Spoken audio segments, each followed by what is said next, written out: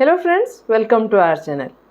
आज हम लोग हर वीकेंड की तरह डिस्कस करेंगे हमारे स्टॉक ऑफ द वीक के बारे में। लेकिन आज हम एक स्टॉक के बारे में बात नहीं करेंगे, आज हम बात करेंगे दो स्टॉक्स के बारे में। तो आज हम डिस्कस करेंगे हमारे स्टॉक्स ऑफ द वीक। हमारा आज का पहला स्टॉक है कैम्स। ये कैम्स के लिए मुझे बीच में काफ़ी सारा सजेशन आ रहा था। आप देख सकते हैं बहुत लोगों ने हमें सजेस्ट किया था कैम्स को डिस्कस करने के लिए। लेकिन जब हम इसका टेक्निकल एनालिसिस कर रहे होंगे तब मैं आपको बताऊंगी मैं कैम्स को बीच में क्यों नहीं डिस्कस कर रही थी और आज हम इसको क्यों डिस्कस कर रहे हैं। चलिए अभी पहले फंडामेंटल एनालिसिस देख लेते हैं। और क्योंकि हम ये जो स्टॉक ऑफ द वीक रहता है हमारा, उसको थोड़ा लॉन्ग टर्म के लिए प्लान करते हैं होल्ड करने का, इसलिए इसमें फंडामेंटल देखना भी थोड़ा ज़रूरी हो जाता है। और फंडामेंटल्स देखने के लिए मैं स्टॉकेज यूज़ करती हूँ, क्योंकि मैं फंडामेंटली उतना स्ट्रांग नहीं हूँ जितना मैं टेक्निकल में हूँ। और स्टॉकेज में ये जो फंडामेंटल एनालिसिस रहते हैं वो काफ़ी ईजी वे में, बहुत ही कॉम्प्रिहेंसिव वे में उसमें दिया रहता है। तो चलिए पहले अभी देख लेते हैं कैम्स का फंडामेंटल्स। पहले हम इस पेज में सर्च करेंगे जो भी कंपनी हम सर्च करना चाह रहे हैं उसको। तो आ गया हमारा computer age management services CAMS. अभी हम इसमें फंडामेंटल टैब में जाएंगे। तो पहले कंपनी का ओवरव्यू देख लेते हैं। ये एक फाइनेंस सेक्टर का कंपनी है और डिपॉजिटरी सर्विसेज प्रोवाइड करता है। यानी कि अगर डीमैट अकाउंट्स बढ़ता है और म्यूचुअल फंड हाउसेस ग्रोथ करते हैं तो आगे इस कंपनी को फ़ायदा हो सकता है। तो ये एक स्मॉल कैप कंपनी है। इसका अर्निंग पर शेयर है 71.89 और पीई है 56.61 और इंडस्ट्री पीई अगर हम देखेंगे तो इसका है 57.08, जो कि इस कंपनी के पीई के ऑलमोस्ट आसपास है। मतलब ना ये ज़्यादा महंगा है शेयर, ना ही ज़्यादा सस्ता है इंडस्ट्री के इसके बाकी कॉम्पिटिटर्स के कंपैरिजन में। तो चलिए इसमें हम रिजल्ट्स भी देख सकते हैं, रेशियोज भी देख सकते हैं। लेकिन अभी मैं ग्रोथ पैटर्न्स को देख रही हूँ, क्योंकि ग्रोथ पैटर्न मेरे लिए थोड़ा ज़्यादा इंपॉर्टेंस रखता है। इसमें हम नेट सेल्स, एबिटा और नेट प्रॉफिट ये सब देख सकते हैं। मतलब कंपनी का सेल्स बढ़ रहा है कि नहीं और कंपनी का प्रॉफिट बढ़ रहा है कि नहीं। कोई भी कंपनी में यही सबसे इम्पोर्टेंट पार्ट रहता है जो डिसाइड करता है कि इसका शेयर आगे ऊपर जाएगा कि नीचे। यहाँ पे ये जो प्लस बटन है ये क्लिक करने से हमको लास्ट 4 से 5 फाइनेंशियल ईयर का सारा डेटा दिख जाएगा। देखिए यहाँ पे हम देख सकते हैं नेट सेल्स जो है ये कंटिन्यूसली बढ़ रहा है। 2020 का 700 करोड़, 2021 का 706 करोड़, 2022 का 910 करोड़, 2023 में 972 करोड़ और 2024 में 1137 करोड़ का इसका नेट सेल्स हमको देखने को मिल रहा है, जो कि हर साल बढ़ रहा है। तो अभी चलिए एबिटा देख लेते हैं। एबिटा मतलब ये होता है कि मतलब जो अर्निंग है वो इंटरेस्ट और टैक्स से पहले कितना है। जो अर्निंग कंपनी का ऑलरेडी हो गया है, इसमें इंटरेस्ट, टैक्स और भी कुछ खर्चे जो है अभी किया नहीं है, वो करने बाकी हैं। तो ये भी हम देख सकते हैं पिछले साल से बढ़ा है। पिछले साल 421 करोड़ का था, अभी 505 करोड़ हो गया है। तो नेट प्रॉफिट होता है कंपनी का मुनाफा। मतलब ये जो अमाउंट है इसमें से कंपनी को कुछ खर्चा और नहीं करना है। तो ये भी हम देख सकते हैं कंटिन्यूसली बढ़ रहा है। 2022-2023 का ऑलमोस्ट आसपास का रहा है, लेकिन 2024 में ये 285 से 354 करोड़ तक पहुंच गया है। अभी हम चलेंगे स्कैन्स में। तो स्कैन्स में हम कंपनी का परफॉर्मेंस को और थोड़ा डिटेल में, इन डेप्थ में देख सकते हैं। तो यहाँ पे हम देख सकते हैं इसका रिटर्न ऑन इक्विटी हाई है, इम्प्रूव्ड रिटर्न ऑन इक्विटी है, मतलब रिटर्न ऑन इक्विटी इम्प्रूव भी कर रहा है। उसके साथ साथ हम देख सकते हैं high return on capital employed, मतलब कंपनी जितना इन्वेस्ट कर रही है उसके ऊपर ज़्यादा रिटर्न कमा रही है। और इसका रिटर्न ऑन कैपिटल एम्प्लॉयड मतलब ROCE इम्प्रूव्ड भी है। हम देख सकते हैं quarterly net profit growth year on year बढ़ रहा है, EBITDA growth year on year बढ़ रहा है, जो कि हमने पिछले चार्ट में भी देख लिया था। उसके साथ हम देख सकते हैं consistently increasing quarterly EPS, high EBITDA margin, consistently high EBITDA margin, ये सब अच्छा दिख रहा है कंपनी। अभी सबसे नीचे थोड़ा सा चले जाएंगे और नीचे मुझे और कुछ चीज़ देखने को मिलता है, जैसे कि जीरो प्लेस, कंपनी का कोई भी शेयर गिरवी नहीं है, high mutual fund share holding है, हाई FII शेयर होल्डिंग है और इंस्टीट्यूशनल शेयर होल्डिंग कॉन्सिस्टेंटली बढ़ रहा है। देखिए यहाँ पे दिख रहा है consistent increase in institutional share holding और consistent increase in FII share holding, मतलब FII का शेयर होल्डिंग भी बढ़ रहा है। तो फंडामेंटल स्कैन में मैं इतना ही चीज़ देखती हूँ। उसके साथ अभी हम देखेंगे इसमें बिग बुल्स कौन से हैं। बहुत सारे बड़े बड़े हमको बिग बुल्स दिख रहे हैं, जैसे कि एक हमारा फेवरेट है LIC ऑफ इंडिया, उसके साथ UTI, IIFL, ये सब बड़े बड़े बिग बुल्स इसमें इन्वेस्टेड हैं।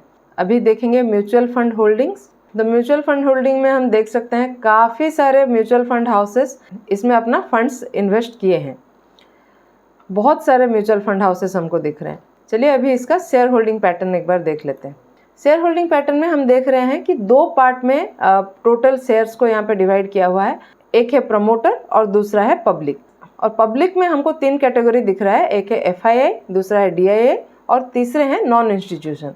FII हमको पता है फॉरेन इंस्टीट्यूशनल इन्वेस्टर्स, DIAs होते हैं domestic institutional investors, non institutions होते हैं रिटेलर्स, जो कि हमारे और आपके जैसे ट्रेडर्स और इन्वेस्टर्स होते हैं। तो यहाँ पे हम देख सकते हैं प्रमोटर का जो होल्डिंग है वो 2023 में 0 हो गया है और उसके बाद से ये 0 ही है। और इसका मतलब ये नहीं कि प्रमोटर ने पूरा छोड़ दिया है कंपनी को, ऐसा नहीं होता है। इसका मतलब ये होता है कि कंपनी प्रोफेशनली मैनेज्ड है। जैसे कि HDFC बैंक है, उसमें भी अगर आप देखेंगे प्रमोटर का होल्डिंग 0 रहता है उसमें। ऐसे और भी कंपनीज है जिसमें प्रमोटर्स का होल्डिंग 0 रहता है, उसको प्रोफेशनली मैनेज कंपनी बोलते हैं। लास्ट 3 क्वार्टर से FIIs अपना होल्डिंग्स यहाँ पे बढ़ा रहे हैं, आप देख सकते हैं। पहले 47.69 था परसेंटेज, वो 2024 का फर्स्ट क्वार्टर में 53.78 हो गया था और 2024 का सेकेंड क्वार्टर में वो 56.51% हो गया है। और DIAs का ऑलमोस्ट सेम ही है होल्डिंग, ज़्यादा डिफरेंस नहीं आया है इसमें। और नॉन इंस्टीट्यूशनल इन्वेस्टर का थोड़ा कम हुआ है। ये एक अच्छी बात है क्योंकि पब्लिक जो है अपना होल्डिंग्स कम कर रहे हैं, लेकिन इंस्टीट्यूशनल इन्वेस्टर्स बढ़ा रहे हैं। और इंस्टीट्यूशनल इन्वेस्टर्स अगर अपना होल्डिंग बढ़ा रहे हैं तो शेयर प्राइस ऊपर जाने का चांसेस ज़्यादा रहता है। और अभी स्टॉकेज के फंडामेंटल एनालिसिस में सबसे बेस्ट पार्ट में चलेंगे, जिसमें हम देख सकते हैं एज रिपोर्ट। और स्टॉकेज में ये जो एज रिपोर्ट रहता है ये मुझे बहुत ही पसंद है, क्योंकि इसमें हम कॉनकॉल्स कंपनी का देख सकते हैं। जैसे कि हमारा रिसेंट कॉनकॉल हुआ है 10 मई 2024 का, और कॉनकॉल्स में हम कंपनी का क्या गाइडेंस आगे के लिए दिया हुआ है, फ्यूचर उनका क्या प्लानिंग है, क्या गाइडेंस है, वो सब देखने को मिल जाता है।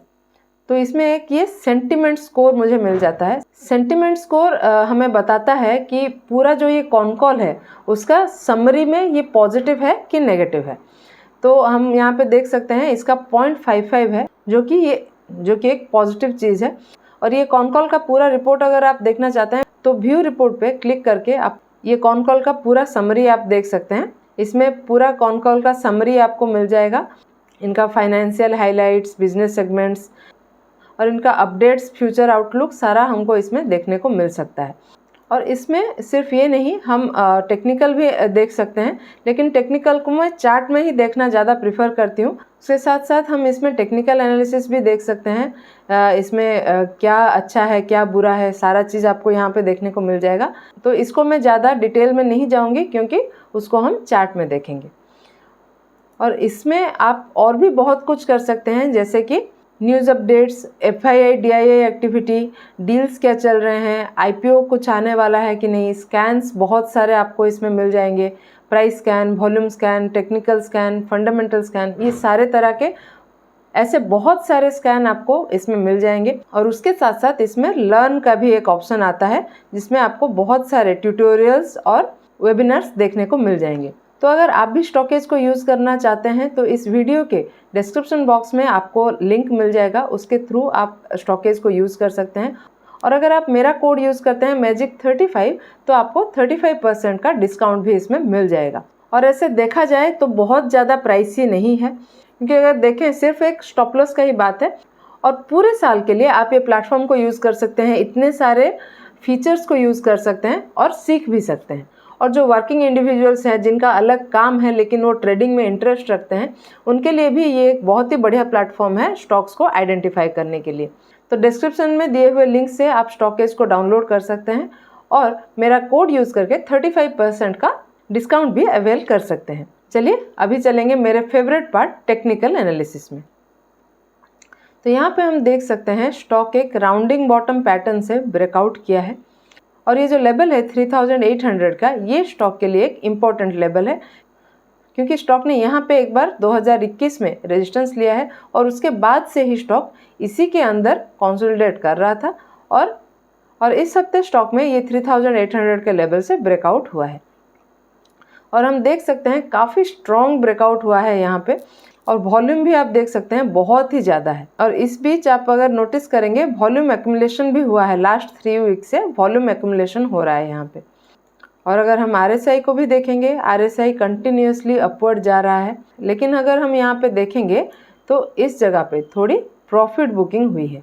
चलिए स्टॉक को अभी डेली टाइम फ्रेम में देखते हैं। तो डेली टाइम फ्रेम में हम देख सकते हैं 9 जुलाई को यहाँ पे ब्रेकआउट हुआ है और उसके बाद स्टॉक में प्रॉफिट बुकिंग हो रही है। तो स्टॉक अगर यहाँ तक आ जाता है 3800 के लेवल तक आ जाता है तो वो मेरे लिए एक अच्छा लेवल होगा। एक तो स्टॉक हमें सपोर्ट के आसपास मिल जाएगा, दूसरा ये जो ब्रेकआउट का कैंडल है ये काफ़ी स्ट्रॉन्ग है तो इसका लो जो है ये एक सपोर्ट की तरह काम कर सकता है, तो ये एक पॉजिटिव है यहाँ पे।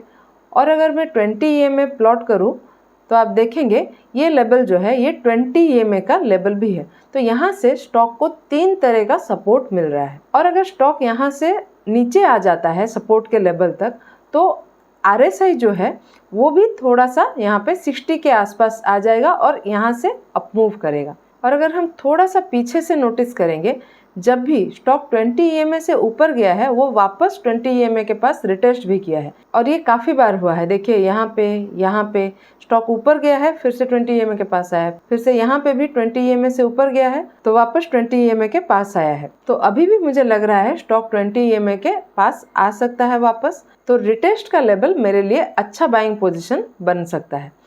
लेकिन अगर स्टॉक यहीं से अप मूव करे, लेकिन स्टॉक अगर यहाँ पे कंसोलिडेट करता है तो भी एक अच्छा बाइंग पोजीशन बन सकता है। लेकिन अगर रिटेस्ट नहीं होता है और स्टॉक यहीं से अप मूव करता है तो क्या कर सकते हैं, इसलिए ये मोमेंटम को अगर मुझे पकड़ना होगा तो मैं यहाँ पे एक छोटा सा क्वांटिटी बाय करूंगी और उतना ही क्वांटिटी बाय करूंगी जहाँ पे मुझे ये जो लॉस है, यहाँ पे जो स्टॉप लॉस रहेगा वो इस कैंडल के नीचे, ब्रेकआउट कैंडल के नीचे रहेगा, तो ये 7-7.5% का लॉस जहाँ पे मुझे ज़्यादा पेनफुल ना हो उतना ही क्वांटिटी मैं यहाँ पे बाय करूँगी। और अगर स्टॉक मुझे रिटेस्ट पे मिलता है तो मैं वहाँ पे और क्वांटिटी ऐड करूँगी। तो अभी मैं आपको बताऊँगी मैंने इसको पहले से ही डिस्कस क्यों नहीं किया था, क्योंकि अगर आपने देखा होगा हमारा कॉन्ट्रा बेट वाला वीडियोस आपने देखा होगा, उस समय जो भी स्टॉक मैंने डिस्कस किया था तब मैंने डिस्कस किया था जब स्टॉक बेस बना रहा था, अप मूव नहीं किया था, भाग नहीं रहा था, जब बेस बना रहा था तब हमने उसको डिस्कस किया था।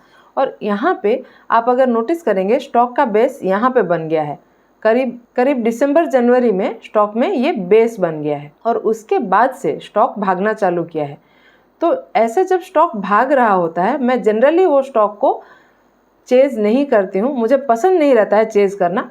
और अगर हम देखेंगे भी तो स्टॉक में ऐसा कभी कैंडल नहीं बना है जहाँ पे ये स्टॉक में बाय किया जा सकता था। तो इसलिए मैं प्रिफर करती हूँ जब ये राउंडिंग बॉटम जैसा पैटर्न बन रहा होता है, ये बेस बनाते टाइम अगर मुझे स्टॉक मिलता है उसको मैं आज कॉन्ट्रा बेट पिक करती हूँ, लेकिन जब ये स्टॉक भाग रहा होता है उस समय मैं उसको चेज नहीं करती हूँ। और अभी मैं क्यों इसको डिस्कस कर रही हूँ, क्योंकि यहाँ पे ऑलरेडी एक ब्रेकआउट हो गया है और स्टॉक यहाँ पे रिटेस्ट कर सकता है, इसलिए ये एक बहुत ही अच्छा अपॉर्चुनिटी मेरे लिए बना रहा था, इसलिए हम इसको अभी डिस्कस कर रहे हैं। तो अगर स्टॉक अभी मुझे रिटेस्ट पे मिलता है 3800 के आसपास मिलता है, उस केस में ये जो हाई है 4300 का, ये हमारा पहला टारगेट हो सकता है।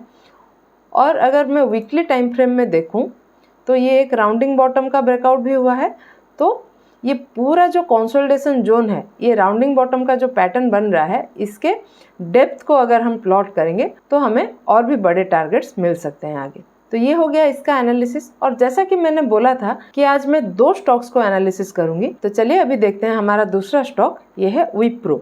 ये स्टॉक के बारे में भी काफ़ी सजेशंस आ रहे थे, लेकिन ये स्टॉक को मैंने काफ़ी समय पहले ही डिस्कस कर लिया था जब स्टॉक ये बेस बना रहा था। इसको मैंने डिस्कस किया था ऑलमोस्ट 1 महीना पहले। देखिए ये वाला वीडियो में।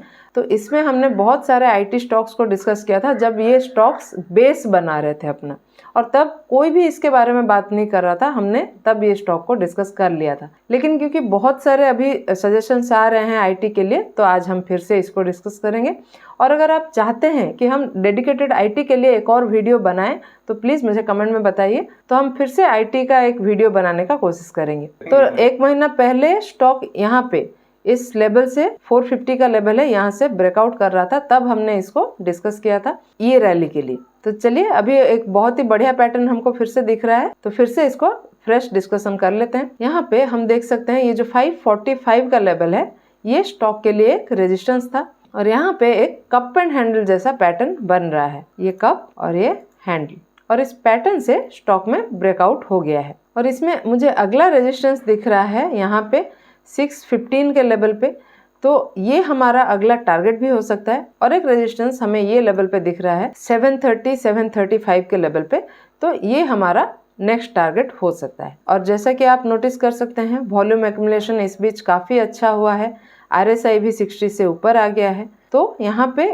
अपसाइड पोटेंशियल काफ़ी अच्छा दिख रहा है मुझे। और ये तो बहुत पुराना कंपनी है, इसका फंडामेंटल मुझे नहीं लगता है एनालिसिस करने का ज़रूरत है। तो ये स्टॉक में हमें 30-35% का एक टारगेट मिल रहा है। तो ये हो गए हमारे इस हफ्ते के स्टॉक्स ऑफ द वीक। लेकिन ध्यान में रखें, ये मेरी तरफ से कोई भी बाइंग या सेलिंग का सजेशन नहीं है, ना ही कोई टिप है। यहाँ पे मैं सिर्फ आपके साथ ये स्टॉक्स को एनालाइज करती हूँ, अपने व्यूज आप लोग के साथ शेयर करती हूँ। तो आप हमारे डिस्कशन को एक रेफरेंस की तरह लें, अपने चार्ट्स में ये लेबल्स को डालें, अपना एनालिसिस करें, और तभी स्टॉक में अपना ट्रेड प्लान करें, या फिर अपने फाइनेंशियल एडवाइजर की सलाह ले लें। आपको हमारा आज का एनालिसिस कैसा लगा हमें कमेंट में लिख के जरूर बताइएगा। और अगर पसंद आया हो तो वीडियो को लाइक और चैनल को सब्सक्राइब करना बिल्कुल मत भूलिएगा। ऐसे ही और टेक्निकल एनालिसिस के साथ मिलते हैं अगले वीडियो में। Thank you.